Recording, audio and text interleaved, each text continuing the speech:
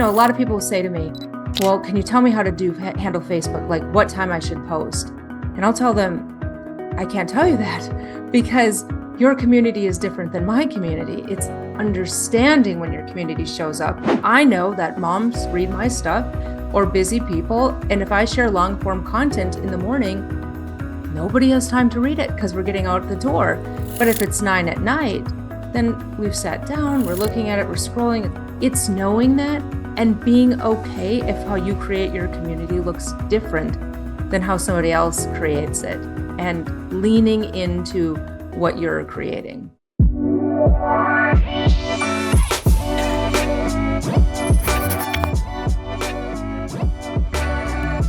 Welcome to today's episode of Influence by Design. I'm your host, Samantha Riley, and today we're going to talk about community, how to create community, how to nurture community, because this is what's going to make us really stand out in these times of AI and these times where people are craving connection so much, even though we're more connected than ever before. So Rachel Marie Martin, welcome to the show. Thank you for having me. I'm excited to talk about community with you. Absolutely. And it is really the thing that people are craving, and it's the thing that's going to have us standing out. I was just chatting to my husband earlier, and he'd been on an early call with our mentors, and they were talking about automation and LinkedIn. And we were having a conversation saying, we're not there for that. Like, those times are done where you connect with someone, the next message is, hey, buy my thing. It's like, no. And that community and being able to nurture relationships is going to really have you standing out right now. That's my belief. I'm guessing that you're on that same trajectory. I'm absolutely on the same trajectory. I truly believe that it's the community.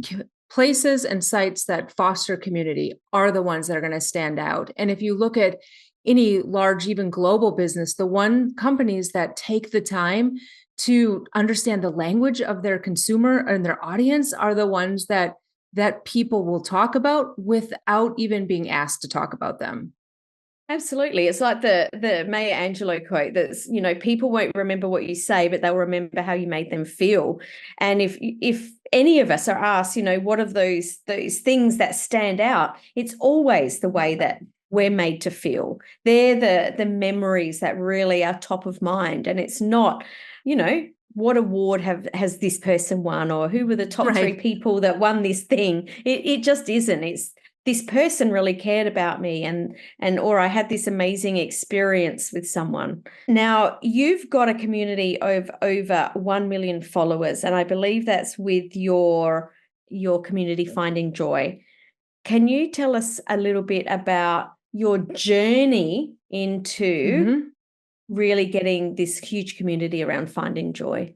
I would love to. So the community that I have is on Facebook, and I love talking about it because sometimes you'll hear Facebook is dead, don't go there, but there's still a very active community there. And honestly, I love to tell entrepreneurs that it's finding where your people reside, in what social platform, where they like to go. And for me, this Facebook has been a fabulous community. It's because for me, it's been a place of a little bit more long form discussion where there can be give and take. I started my Facebook page in 2011, I believe. So I started blogging in 2005, 2006. And I've always been an early adopter of technology and the internet. And my very first Facebook post, because prior to that, I was quite active on Twitter, which is now X, was, I guess I'm going to give this Facebook thing a try. And I'm like, it's a brilliant first Facebook post. You just don't know. And I went into it with, not knowing what was going to happen. I hard coded Facebook like buttons onto my website. I just figured it out. And I really believe on the other side of community, you also have to have this tenacity to allow algorithm changes, different things to not stop you, but be a spot where what can I do to figure it out? Because you're eventually you're gonna keep bumping into them, and if you think that it's game over, then you're not going to figure it out. And so I always went in with the idea of how can I create this amazing community online and not let any of those algorithms and all that stuff deter me. And now, a little over a decade later, there are 1.1 million people there, which people ask me too, like, well, did you have to pay? And I've never paid Facebook. And in fact, Facebook pays me as a content creator now. So it's turned out pretty well. So 2005, you started blogging. What inspired you to start blogging? What were you doing at the time where you thought, I'm just going to start blogging? So I tell people, I'm going to back it up even before that. In 1983 or so, my dad bought a personal computer way before they were common. And my husband and I did research on personal computers, and it was only like 6% of the population in the US had computers at that point. And 20% had computers in 1990. And by 2000, it was only 50%. So I really consider myself a very early adopter of the computer and the internet. Well, the segue into blogging was because I was in Yahoo Groups, and Yahoo Groups, I found community. I found this fabulous way to connect with people. I started in Yahoo Groups when I had moved to San Diego, California. I was a young mom. I wanted to connect with other moms, and I was in there. And what happened was I started writing, and somebody said, I really like what you write. Maybe you should start a blog. And I'm like, well, what's a blog? But because I grew up in this place of early adopting, my dad taught me to code. I just decided I don't really know what it is, but I'm going to try it. And that was my segue into blogging. Love that. Now you're a mom. I read that you're a mom with 7 kids. That's incredible. Congratulations. 7 kids and a business. I mean, I'm wondering where your cape is today. All moms have capes. Yes. True story. True story. Yes. How did you get that business started, create community, be a mom? There's plenty of people listening right now that are like, oh my goodness, I just don't have enough hours in the day. How did you do it? For me, it was an outlet in the beginning. I didn't know that it was a business that was going to change my life, but it was an outlet for creative expression and for me to connect with women. It was community. Then my first marriage was very unhealthy, and I went through a really, really challenging divorce with those 7 kids, and I became a single mom and the sole provider. And that lit a fire under me like nothing else, because I knew I needed to make it work. And because I knew I needed to make it work, I just put everything I could into it and decided to not listen to the naysayers, to really, really focus on what I was doing. But I also allowed myself to be authentic and vulnerable. And that authenticity and vulnerability in the posts is what eventually started to make them go viral. Is there was something that was different. It wasn't a cliche answer. It wasn't the same content regurgitated. There was a definite voice where people would see it and they would know, oh, that's Finding Joy, that's Rachel's. And I cultivated and curated that voice, especially in a time, early 2010s to 2015 was a lot of like, I'll share this, you share that. And I just stayed in my lane. I just was like, I need them to know what Finding Joy is, what that site is. And so often people would, find stuff and say, hey, that sounds like you. And what I ended up creating was a brand. I really ended up creating a voice where people knew this is Rachel. So consistency was key there. And, yes, it wasn't I'll do this thing one week and then I'll do something else another week. How did you turn that consistency into something that was a business? Because you started off just writing out of interest, right? How did it turn into a business? How did you monetize it? Where was that point where you're like, oh my goodness, I've got something here that can be a business? So I really also believe that there was timing. When I started blogging was in I would say the golden age of bloggers, where companies saw bloggers as these people were disruptors in their normal advertising world. Bloggers all of a sudden gained more traction than, let's say, a commercial. And so I was in this spot when companies were very willing to say, we need to work with bloggers. So I helped write that landscape, figure that out. So part of the monetization came in that way. The other way was I took my website and monetized it with Google. And I had Google AdSense and all of those things on it. And I can remember being this single mom getting a check from Google for $31. And I wish I still had it, but I had to spend it back then because I was clawing out of a financial situation. But I remember getting it thinking, okay, I can make this grow if I can create more traffic. And the final way I monetize it was I actually published an ebook of content that I had written where readers were saying, do you have an ebook? I would like to send this to my friend. And we published it into an ebook, and then people started buying it. And that was the moment where I thought I could make this a business. But it means being vulnerable, putting yourself out there saying, hey, I've got this, and being okay if, you get crickets or all of that. I think that's part of it is we expect the grand slam. We expect the big moment right away. But it is a lot of trial and error. Try again, adapt, figure it out. Yeah. Before I go down the route of really this community piece, I want to ask dive a little bit deeper into this. For anyone that's read The Outliers, this was a huge epiphany for me to realize that there is luck involved. There needs to be timing. There needs to be connections. Obviously, you mentioned that you started your blog in the golden age of blogging. If someone used the same strategy now, it is not going to turn out the same.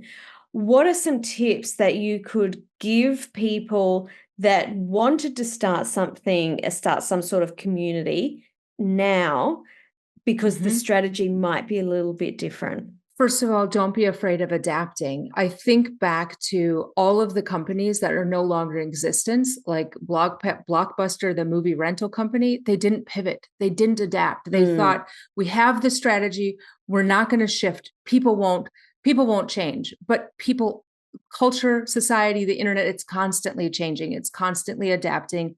And to not look at it like, I'm not going to do it. Figure out, how do I fit within it?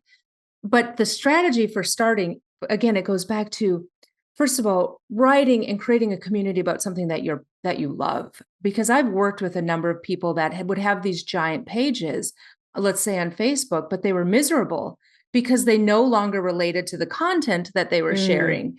And it was just a grind. And so be really conscious of that, is create the community, create the business where even on your worst days, you can be like, okay, I still love what I'm doing. I still have this passion for the people on the other side.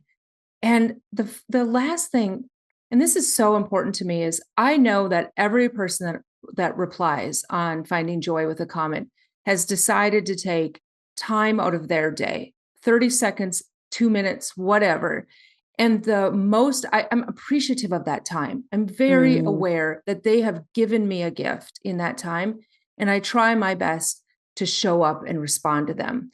To me, there's nothing worse than reaching out to a company and being grateful for what they do and then hearing crickets. And I've had that experience.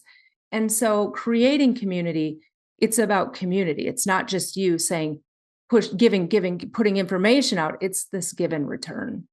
I'm so glad you said that. I haven't actually heard anyone say it like that before. And I always am saying to my clients, if someone leaves a message on your social media, don't just give it a like. They have invested time to say something.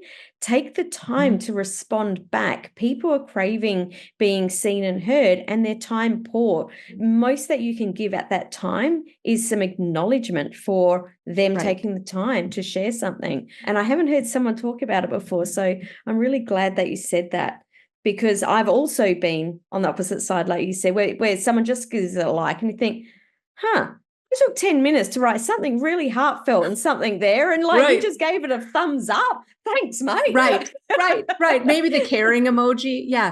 No, social media is social. That's the thing. If you're going to use, it's a social interaction. And you're right. I really do take time and in my day where it may look like, well, she's just on Facebook, but I'm responding to people or my team. We're working on, it's this very intentional response of not just, like you said, thumbs up, like, or a heart emoji. It's where I listen to what they're saying, because the other thing about creating community is, though, the comments, they tell you the heart of the person that's on your page. They tell you they're using the words that you can reflect back to them. And without reading it, it's just a one-sided conversation. And if you can just kind of slow down, listen to it, maybe even see where something is shared. I know by seeing what's a share and going and clicking on it, and leaving a comment there. Thank you so much for sharing. That content that I've shared has been shared with churches and doulas, and I see where it's shared, which then is another insight into the community. So if you want to create community, you have to invest in the community and kind of do that little bit of work where you're like, okay, where are they coming in from? Can you explain a little bit what community means to you? And then the second part of the question is why it's so important as a business owner that we build community, or is it important? I believe community it's a conversation. It's a place where you can gather. I call Finding Joy's community a sacred space on the internet because I don't allow really any of that fighting to happen. It's a conversation where we can sit at the table, we can have differing opinions, but we can love and respect each other. And that's to me what community is. And I truly believe community is important if that's the part of your business that needs it. And I think most businesses that create some type of community, there is that edge. There's that spot where you know you're invested, they're invested in you. I have an example of when I recently, with this book, I was on Good Morning America. So I was on national television, and I shared a post on Instagram about how I was really grateful for in-flight Wi-Fi because I was watching my clip as it was airing. And I tagged the airline, which was Southwest Airway, and they responded. And I thought, well, that's cool. First of all, they responded. I thought that was really neat. And then they said, hey, we'd like to send you something. So then I'm like, that's even cooler. And then they sent me something. And it wasn't just a generic card. It was a card that said, we're really glad that you found joy on our flight. And I thought, oh my goodness, not only did they send a response, but they knew who I was in it. And that to me made me think, I'm going to fly them all the time. So that's a really powerful moment of them training their employees to not just be generic, but to invest in the people that take time to mention them. And so that to me is why community is important. It's important because it tells the people who come into your, whether it's physical or online platform or store, that you really are appreciative of them entering and you want the experience to be good. What I just heard then, and I've never thought about this before, was that community actually mirrors the culture of the company. And that is priceless. That is priceless. Yeah. There's no marketing that can give you that. Right. That makes me teary because I do think it's a culture. It's what you stand for. And when you create that community, it's powerful. I've been traveling all over the US, meeting people. And the best compliment I get is, you're exactly who I thought you would be. There's this congruency there. There's this part where they see the authenticity online and it's extended in real life. And I truly believe that the companies that are set up the best, everybody adopts that. They believe in it with that intensity that that's who they want to be and that's what they want to present to the world. And when you have a culture that's like that values community, you don't have to do so much of the work to get people to join it because they naturally want to be a part of it. Now, a major part of your community is your Facebook group. For people that are like, well, my people aren't on Facebook, I'm not 100% sure that that's as blatant as what people think it is. There are still a lot of people on Facebook. But B, what are some different places that you see people creating community just to get get some sparks of ideas of like, I hadn't thought of that. I think it's anywhere. I see TikTok, Snapchat. I remember when Snapchat first came out in like 2013, 2014, and they marketed, the company Sour Patch Kids they did their marketing on Snapchat. Well, it's brilliant because teens love Snapchat and teens love Sour Patch Kids. And so it was a perfect spot. And so it's really looking where your community is. Maybe it's Instagram. Maybe it's on Substack. There's so many places to find community. And it's finding the place that resonates with the content that you create too. Is if you're a podcaster, maybe that's where you can start to create community, but not trying to do it in every single platform. I've done many hundreds of website reviews. And one of the things that I always tell people is like, pick 2, maybe 3, but pick the places where you're going to show up. Don't just have all these like, secure your name in the other places, but don't market it that you're going to be there. And then it's just crickets, or you reusing content that shouldn't be on that platform on it. Because we all know, we're like, that's a Pinterest pin on Facebook, or that's a Instagram. We just know. And when you do that, it's not as authentic. So I would say find the platform where you like to gather, where you would go naturally and where your people would, and then create content that matches the language of that platform.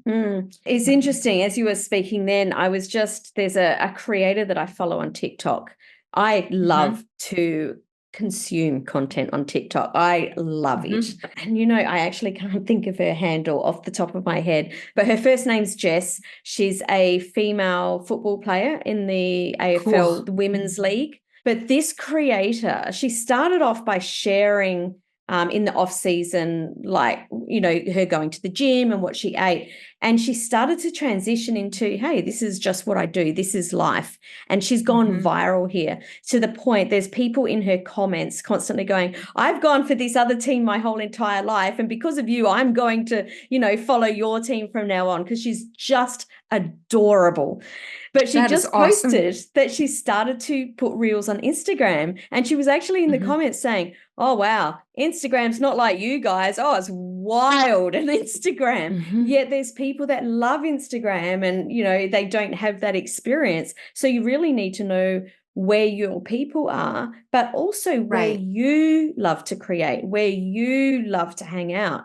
Because again, it's that mirror. If you don't like to be there, it's just not going to be the same. Right. I've seen that over and over again about people trying to create content in different spaces and it doesn't work. I have found actually that Threads has been a really great place for me to create a really short form content that it's more like a dialogue. And I was surprised by it, but it kind of mirrored back when I used Twitter. It's not the most giant platform that I have, but it's been this place where I can connect with other authors. And I like that part, is knowing even who's on the platforms, is knowing like, this is a place where I could connect with authors. If I spend 20 minutes there a day, it's really valuable time. It's really valuable time because there's insights and connections that I can make there. And I've over and over, I was just on a podcast where they said, well, do you think it's a waste of time to be on social media?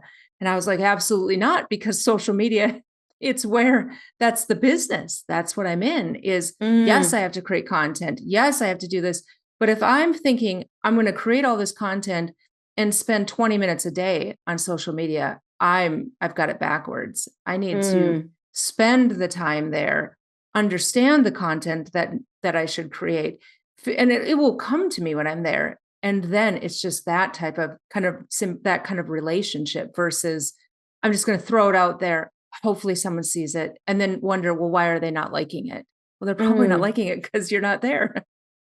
Totally. And when I think about how we've connected, we were connected by a friend of mine, Tamara, who I met over 10 years ago on Facebook. She came on my podcast. She came to my event in Santa Monica. I went to her event in San Diego. Both of us, it's led to multiple connections where I wouldn't have had one of my other podcasts if I didn't meet at her event. Like, it's just, and 10 years later, she's reached out and said, hey, you need to meet someone, Rachel. She's amazing. And I know that you two will hit it off. And that all happened because one day we connected on Facebook, and instead of just hit connect, we actually had a conversation, and it's turned into a friendship where we can be across the other side of the world and we know each other extremely well.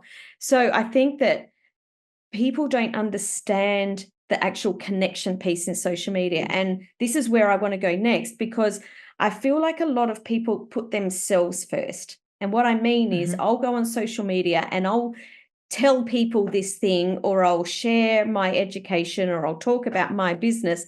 And there's no looking at it through the eyes of the people that you're speaking with. Can you share some insights around that? Because I think it's really, and I could be wrong, so I'd love to hear your take on this. I think it's really hard to build community if you're just telling people all the time about your thing. Absolutely. I believe they tune it out because, again, going back to the issue of time, everybody has 24 hours in the day. And when they're scrolling, let's just say they're on Instagram, Facebook, generally, most people aren't specifically going to your page. They're seeing your content in a stream of content. And so if you're just always like, just trying to say, buy this or do this and all of that, it's very easy to tune that out. So it really is about creating that connection. One of the best compliments I get too is when people say, how did you know what I was thinking? Or you were writing exactly what I was in my head. And that doesn't just come because I'm like, I wonder what's in their head. It's because I'm taking the time to listen. It's really social media and creating community. It's like a friendship. You're not always thinking of what is the next thing I'm going to say. It's okay, what are they telling me right now? What are the words that they're using? What specifically? One of the first things that I ever had go viral was probably 2012 was I had written like 10 tips moms need to know. And I had a reader write back and say, I love what you write, but I feel like I'm failing. So then I thought, oh my gosh, I feel like I'm failing as a mom too. Like it struck a chord. So I wrote her a letter back, dear mom who feels like she's failing. And what I found was her email was anonymous. And so I read what I had written and it was universal. It was like I was writing to myself. It was what I would tell you. And a friend was like, you have to hit publish. And I did. And it went unbelievably viral. And people would say, how did you know what I was thinking? How did you know what I was feeling? And that was the reason they shared it. It wasn't because I was like, can you click like, share, comment, or all of that? It was because they thought, I feel this way. I bet my friends feel this way, and I want them to read it. And then their friends would read it and they would think the same. And that's how you create community. That's how you create viral. It's never, never, never by saying, can you click like, comment, share? It's really about creating some type of content that shares itself, that when somebody sees it, they think, I need to let my friends know about this right away. I love that so much. We've talked a lot about the conversations that bring people into community. What are some of the things that will sustain that community or nurture that community? Because I think it's one thing to say that letter resonated with me, but it's a whole nother thing to say, I want to be here. I want to be part of this. And I almost think of community like a movement. Like what makes people lean in and go, this is where I'm meant to be and I'm here. These are my people. Consistency, showing up, not being haphazard with it. There is this consistency where you have to show up in their feed, if you think about touch points and all of that. But it's also being very clear about what that community is about. I've often said one of the reasons I rarely share content that's not something that I've written or created. And I used to get a lot of people that would say, well, how do you build your community that way? Because aren't you relying on it showing to other people? And I said, well, yes and no, because if I share something from CNN's news feed here in the States, and that's me, but then they're sharing Fox's news, which is the opposite end of the spectrum, then it's inconsistent for their viewers. It's like they're antithetical to each other. And so I've become very clear that when you're in this space, this community, you know what to expect.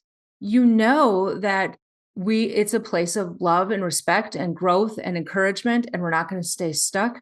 And so the more clearly you can define what your place is or what you stand for, it's so much easier to create community versus I'm just going to be nebulous. Whatever. It's that honoring of it and being okay with what you've created. And maybe it doesn't look like what you read or what other people tell you to do. A lot of people will say to me, well, can you tell me how to handle Facebook? Like what time I should post? And I'll tell them, I can't tell you that because your community is different than my community. It's understanding when your community shows up. I know that moms read my stuff or busy people. And if I share long form content in the morning, nobody has time to read it because we're getting out the door. But if it's 9 p.m, then we've sat down, we're looking at it, we're scrolling, it's long form, it's that. And it's knowing that and being okay if how you create your community looks different than how somebody else creates it and leaning into what you're creating. Mm. Now, you've also just written a book, Get Your Spark Back. I have. I love the title of this book. Like, that sings to me already before I've even asked anything about it. What inspired you to begin to write this, or where did your spark come from for writing this book? Well, I love that you love the title. I'm very proud of it. I'm going to tell you very quickly that the title was inspired by my community, because I went through my own spark finding journey where I kind of had lost it. I had reached that spot in life where I looked in the mirror and I knew the reflection, but I didn't know myself anymore. I was like, who is she now? And I didn't know how to reconcile my divorce or my financial stuff with where I was going. And so I went on a personal journey of getting my spark back. And the readers of Finding Joy, they saw the change in me. They saw what had happened. And the number one email I would get was, how do I get my spark back? And so it's so powerful, because nobody says a spark. It's always my spark. Like, we each have it, and back, we want it. It's there. And so I knew that it was the perfect title, because I knew the question had this beautiful vulnerability in it. When you're willing to ask it, it means you're willing to step out and say, I am going to fight for my own soul, my story, and my heart. Can you give us a bit of a context of what, it makes obvious, it's pretty obvious, Get My Spark Back, what it's about, but who did you write it for when you were writing it? Who was top of mind? I wrote it for the person that looked in the mirror and goes, what's next? Who am I now? I don't know what to do. And whether a lot of us, when COVID and the pandemic hit, the life came to a screeching halt, and we thought, I don't want to go back to the way I was, but I don't know what to do. Or there's a whole lot of us that have these stories that are messy. I always say that nobody, when they're 18, puts in their high school yearbook, it'll be really fun when I'm 40 to go through a divorce. And yet we all have these stuff. And I wanted it to be this place of recognizing we've got this stuff, but we have this beautiful gift of time in front of us. And what am I going to do now? And how am I going to do it? And, people have worries like, what if I'm too old? Or what if I don't have enough money? And I thought, I'm going to take all the questions people ask, and we're going to talk about it. We're going to have a dialogue, and we're going to celebrate taking the steps to living the time you have in front of you fully alive and with joy. I think there's something very special in having the conversation that's already going on in someone else's head. That is the glue that brings us together. That's the connection to go, oh my goodness, it's not just me. I feel so alone. I'm struggling, and I know now that there are other people that are going through this thing, and it's going to be okay. Like these are the special parts of life. So I think that sounds like an amazing book that's going to bring a lot of people together, a lot of people joy, a lot of people purpose to move forward. So for people that have listened to this conversation with us today, how do they stay connected with you, follow along, get a copy of your book, all the things? All right. Well, most people, which you probably could guess, find me on Facebook at Finding Joy Blog. If you type it in, you'll see my face. There's a little blue check mark that Meta says that I'm real. And otherwise at findingjoy.net. And the book, Get Your Spark Back, it's sold wherever books are sold: Amazon, Books A Million, Barnes and Noble, and Bookshop. And there's a lot of international sellers as well. And I'm just so grateful to be able to share it with the world, because I really, truly, truly believe that when we live alive and in congruence with who we are created to be, we inspire others to do the same. And it's amazing what we can do as a group of people when we live with that type of joy. Absolutely. And congratulations. People say, anyone can write a book. And I'm like, unless you've written one, don't tell me that, because I know it's so much work. It's a journey, right? It is. I feel like it's a big personal development journey.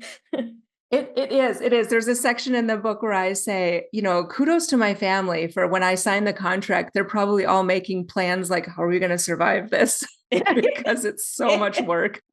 Absolutely. So I love to leave people with something that they can really noodle over or think about, or say, I'm going to do this. So if there was one thought you could leave our listeners with today, what would that parting thought be? It would be, don't be afraid to be a beginner. it doesn't matter how old you are. I think sometimes we're like, oh, I don't want to be the new person. I don't want to try that. And, the only way you can ever get to the spot where you can share about your success or your story or what you've done is when you're willing to say, I'm okay with being a beginner. So don't let that stop you. I'm like, just go all in, be that beginner, be the new kid, because amazing things can happen when you do that. Rachel, thank you so much for joining us today. It's been an absolute pleasure chatting with you. Thank you for having me.